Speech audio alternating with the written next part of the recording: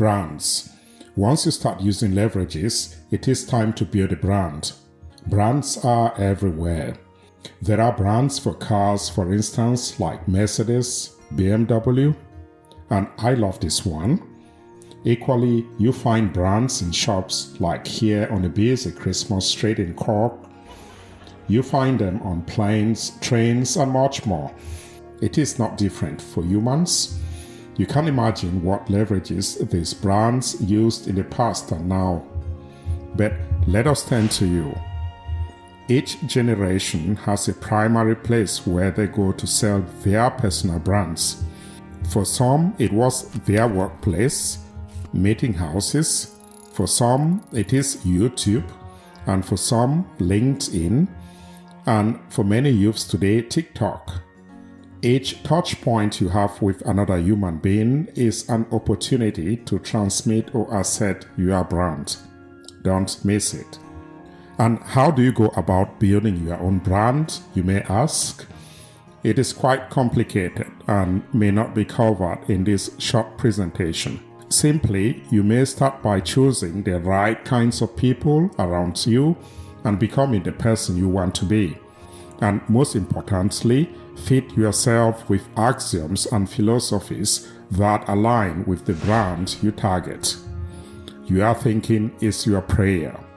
Now, when we consider people around us, there are win-win, win-lose, and lose-lose minds.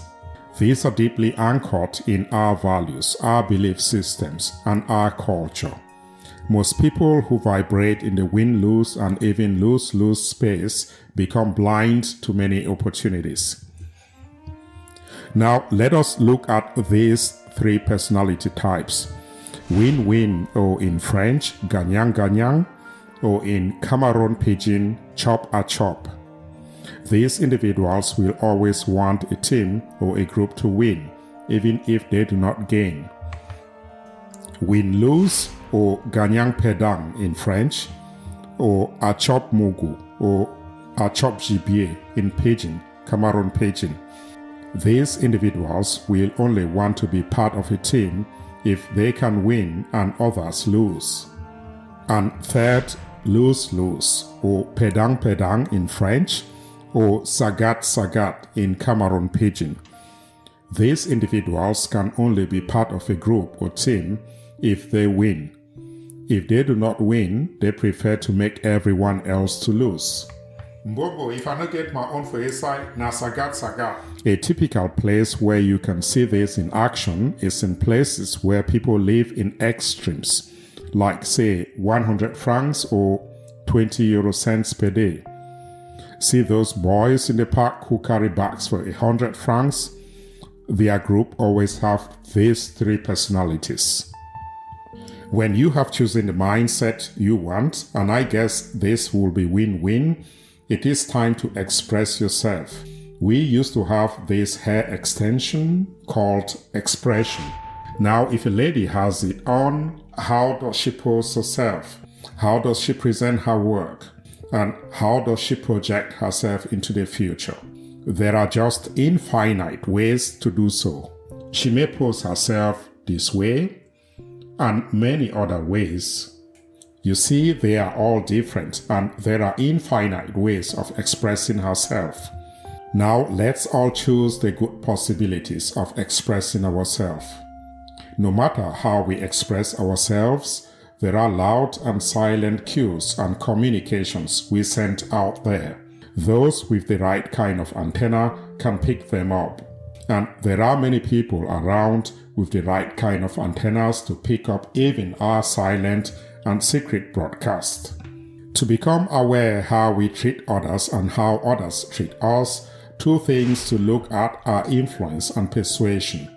The outcome of these are immediate feedbacks that reflect who we are and how far we've come on the journey.